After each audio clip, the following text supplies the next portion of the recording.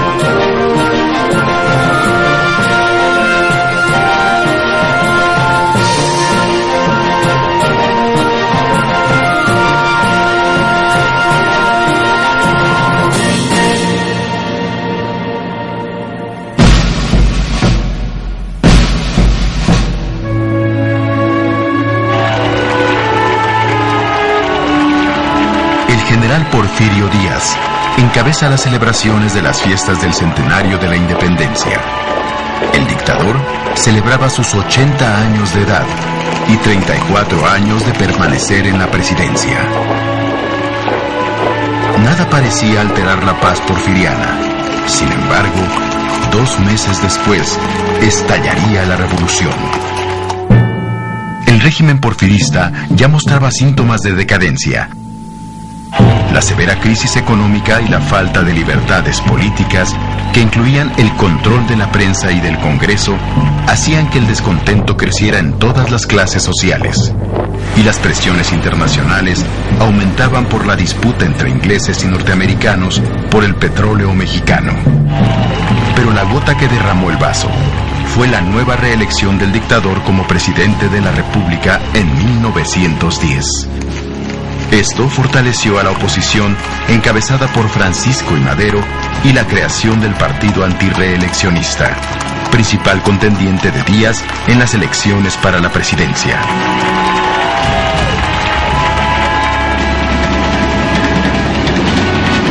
Madero fue acusado de rebelde y encarcelado en San Luis Potosí.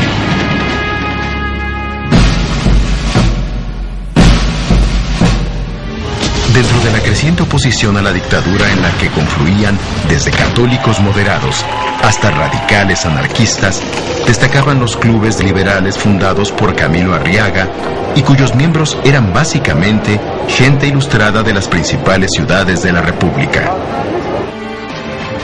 En estos clubes participaron revolucionarios de la talla de los hermanos Ricardo y Jesús Flores Magón, editores del periódico Regeneración, que tuvo influencia entre el movimiento obrero y que por sus certeras críticas a la dictadura fue un importante medio de concientización para los revolucionarios. El momento decisivo fue la publicación del Plan de San Luis, en el que Madero llamaba a tomar las armas. Fue entonces cuando aparecieron en escena personajes como Pascual Orozco, Pancho Villa y Emiliano Zapata, cuyos seguidores eran gente del pueblo, dispuestos a todo, y que convirtieron la lucha política en un proceso revolucionario. Si los maderistas querían libertades, los que llegaron desde el México rural tenían reclamos sociales, básicamente agrarios. Luego de varios meses de lucha, el ejército federal es derrotado y en mayo de 1911, Díaz renuncia a la presidencia después de 34 años de dictadura.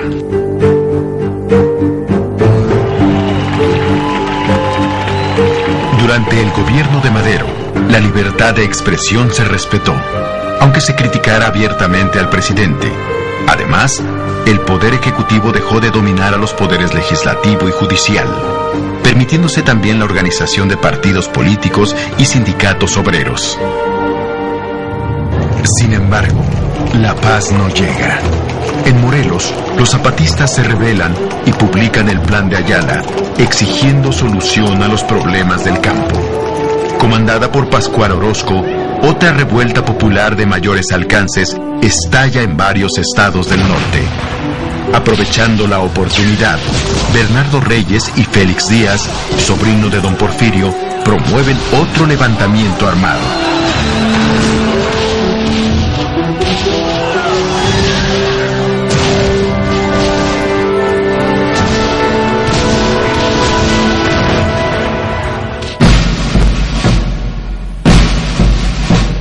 Es aquí donde aparece en escena el general Victoriano Huerta, quien, ganándose la confianza del presidente Madero, derrota a Orozco y se convierte en líder natural de las Fuerzas Armadas Federales. Luego de sortear estas rebeliones, la estabilidad para el gobierno maderista parecía llegar. Soldados de la República, me dirijo a todos, a los que formaron parte del Ejército Federal y a los que formaron parte del Ejército Insurgente. La guerra ha terminado. Todos los mexicanos debemos celebrar el hermoso triunfo que se ha obtenido.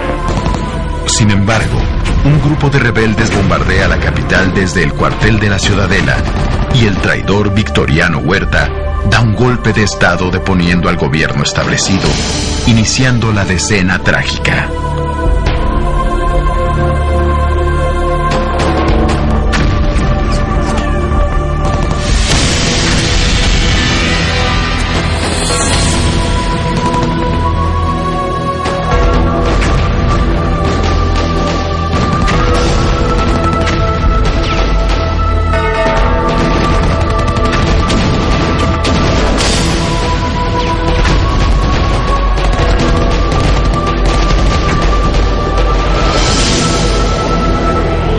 Apoyada por el gobierno norteamericano, la ofensiva de los políticos y militares porfiristas que se oponían a las prácticas democráticas logró derribar a un gobierno indeciso que había perdido mucho de su apoyo popular.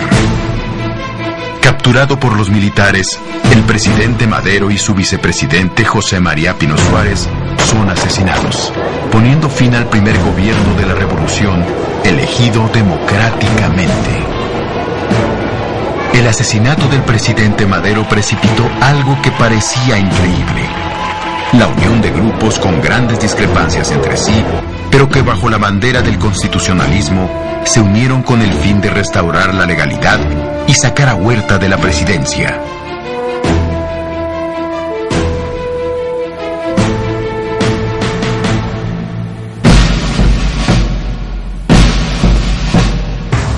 Varios fueron los escenarios principales en que se inició este nuevo momento de la revolución. El primero fue Coahuila, donde el gobernador Venustiano Carranza lanzó el Plan de Guadalupe, convocando a formar un ejército constitucionalista.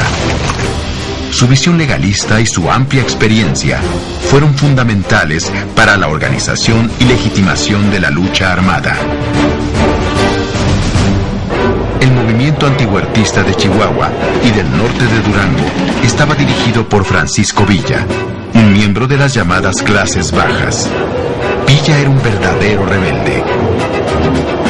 Su contribución y la de su ejército al movimiento constitucionalista fue dotarlo de un verdadero ingrediente popular. Pero la lucha contra el usurpador no fue solo norteña. En el sur se incorporaron las fuerzas de Emiliano Zapata, que vivieron un infierno durante la presidencia de Huerta, debido a la violenta ofensiva del ejército federal en alianza con los hacendados. Al iniciar 1914, el norte ya es constitucionalista y entonces se decide avanzar hacia el centro con el propósito de echar a Huerta de la capital del país. Juntos, Obregón por el occidente, Villa por el centro y Pablo González por el oriente conforman una fuerza arrolladora. Además, el general golpista ya no tiene el apoyo del nuevo gobierno demócrata del presidente Wilson.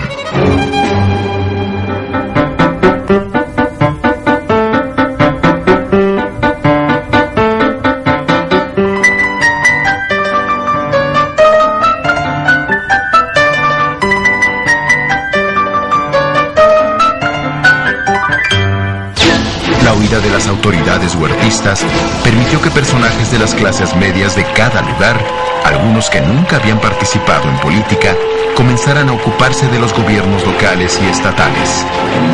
Además, se establecieron pactos en beneficio de las clases populares, creando nuevas alianzas políticas y compromisos sociales que serían el origen del nuevo Estado mexicano postrevolucionario.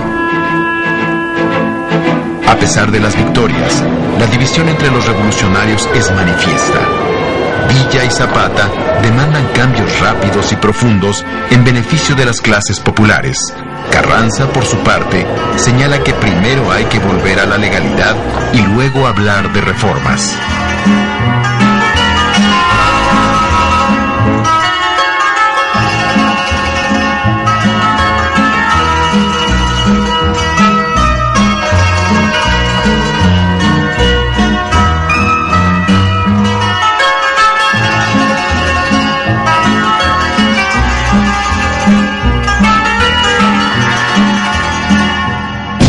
Entrada de los ejércitos constitucionalistas a la Ciudad de México, la Revolución Mexicana tomó un nuevo derrotero. Los revolucionarios se convierten en gobierno y deben gobernar para todos, dando respuesta tanto al México industrial y urbano como al México rural, donde se desarrollaban los principales conflictos agrarios. El problema mayor consistió en que cada grupo deseaba imponer su propuesta de desarrollo al resto del país, lo que originó profundas rupturas y enfrentamientos entre las diferentes fuerzas.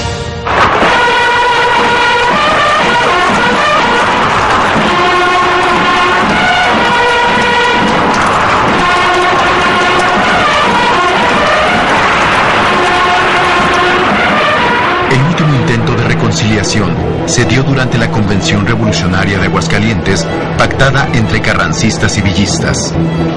Dominada por los representantes de Villa y Zapata, que aprobaron un amplio programa de reformas sociales. La convención se declaró soberana y no solo desconoció a Carranza como primer jefe, sino que se convirtió en gobierno y nombró presidente provisional al general Eulalio Gutiérrez.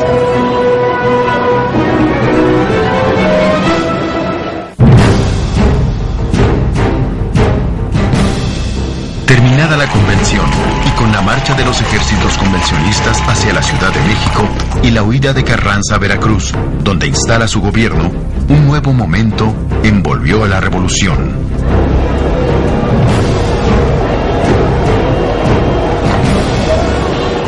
La famosa División del Norte y el ejército suriano de Zapata enfrentaron a sus antiguos aliados del ejército constitucionalista con Venustiano Carranza a la cabeza.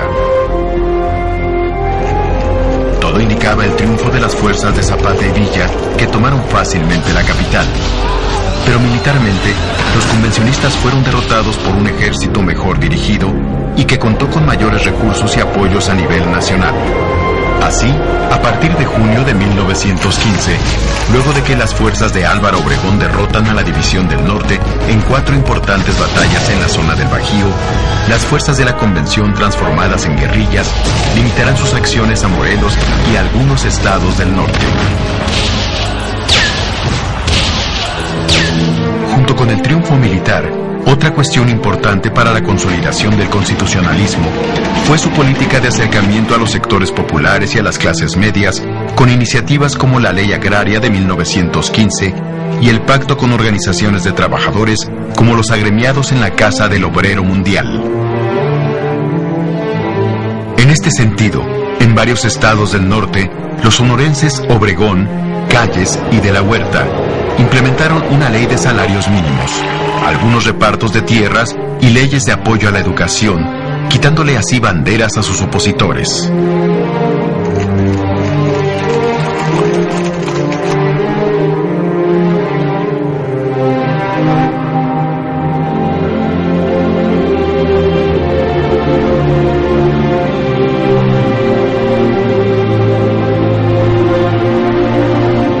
Después de 7 años de lucha, uno de los grandes pasos para lograr la paz y reconstruir el país fue la promulgación de la Constitución de los Estados Unidos Mexicanos de 1917. Convocó Convocado por Carranza, el Congreso Constituyente en la ciudad de Querétaro se conformó con diputados elegidos en todo el país que tenían distintos antecedentes políticos y propuestas de cambio muchas veces enfrentadas. Resultado de estos acalorados debates, la nueva Carta Magna consagraba las libertades individuales, el derecho a la educación, al trabajo y a la tierra, demandas que habían exigido con las armas los grupos populares. Pero también fue realista. Por eso avaló formas de propiedad individual y colectiva, así como la coexistencia de empresas privadas y estatales. En lo político, México siguió siendo una república representativa, federal y democrática. Sin embargo, el poder ejecutivo, en manos del presidente de la República, sería el predominante.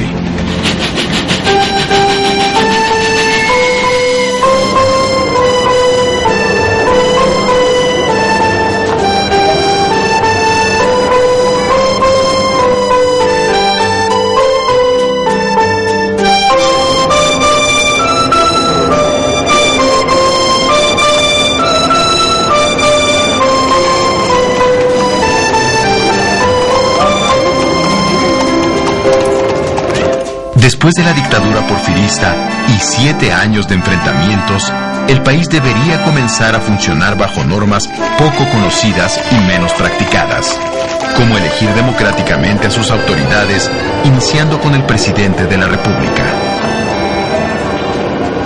En este escenario, donde aún se escuchaban ecos de la lucha, da inicio la presidencia constitucional de Venustiano Carranza. Zapata es asesinado en abril de 1919. En el norte, Pancho Villa seguía asestando algunos golpes espectaculares. Su ataque a la población norteamericana de Columbus, Nuevo México, propició un enfrentamiento diplomático con los Estados Unidos que originó la llamada expedición punitiva del ejército yanqui, que lo persiguió en territorio mexicano durante 10 meses sin éxito.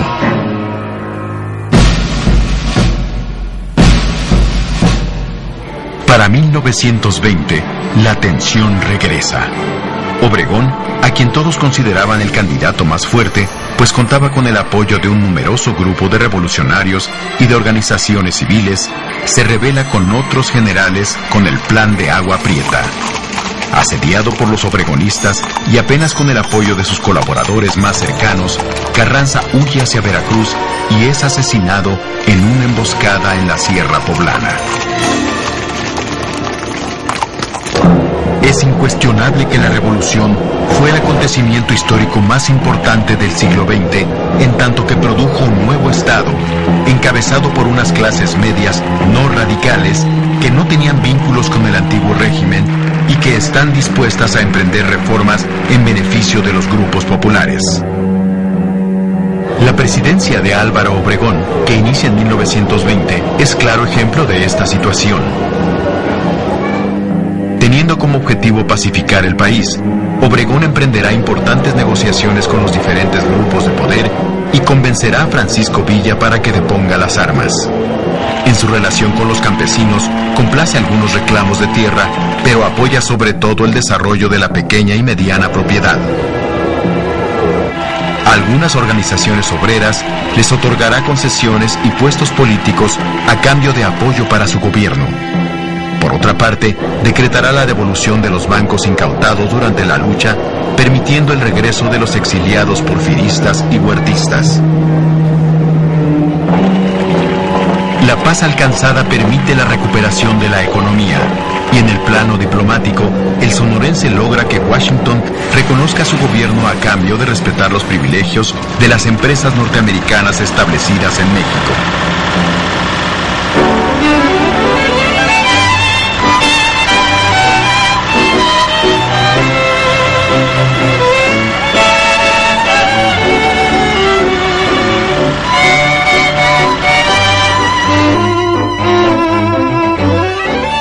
Todo fue política y disparos. En un país rural y donde solo podían educarse quienes vivían en las grandes ciudades, con la fundación de la Secretaría de Educación Pública, José Vasconcelos crea el primer gran proyecto educativo de la nación, llevando la escuela las publicaciones y las bibliotecas a muchas comunidades que nunca antes habían tenido acceso a ellas. En el marco de este florecimiento cultural y educativo, surge el muralismo mexicano que con afanes didácticos plasmó en edificios centenarios temas de la historia y la cultura nacional. Igualmente, los dramáticos acontecimientos de aquellos años dieron lugar al nacimiento de la novela de la Revolución, en cuyas páginas desfilan desde los soldados anónimos hasta algunos de los principales actores de la lucha.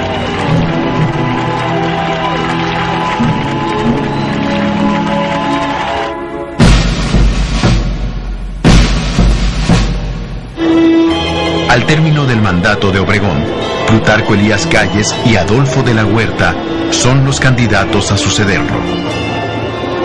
La decisión de Obregón de apoyar a Calles llevará a de la Huerta a rebelarse en el que sería uno de los últimos levantamientos que debió enfrentar el nuevo Estado. Derrotada la rebelión, Calles será ungido presidente para el periodo 1924-1928. Plutarco Elías Calles destacó sobre todo por su capacidad política. Logró la reducción y reorganización del ejército. Asimismo, fue el creador de instituciones fundamentales para el desarrollo económico, como el Banco de México y el Banco de Crédito Agrícola. Enfrentó la llamada Guerra Cristera, en la que combatió durante 3 años a las guerrillas católicas que se oponían a las duras limitaciones que el gobierno impuso al culto religioso. Pero su gran momento se presenta durante el proceso electoral que elegirá a su sucesor. Ante el asesinato de Álvaro Obregón, ya declarado presidente electo, Plutarco Elías Calles funda el Partido Nacional Revolucionario, el PNR, en marzo de 1929. La misión del nuevo partido será la de organizar y disciplinar a los exrevolucionarios para que dentro del partido limen sus discrepancias y reglamenten todos los procesos de selección de candidatos a puestos de elección popular. Con el término de la Guerra Cristera y la institucionalización del ejército, así como con la creación del PNR, México entraría a una nueva etapa histórica, no exenta de cambios y problemas, que se caracterizaría por su considerable concordia social y estabilidad política, y por varios decenios de crecimiento económico, aunque no por ser democrática.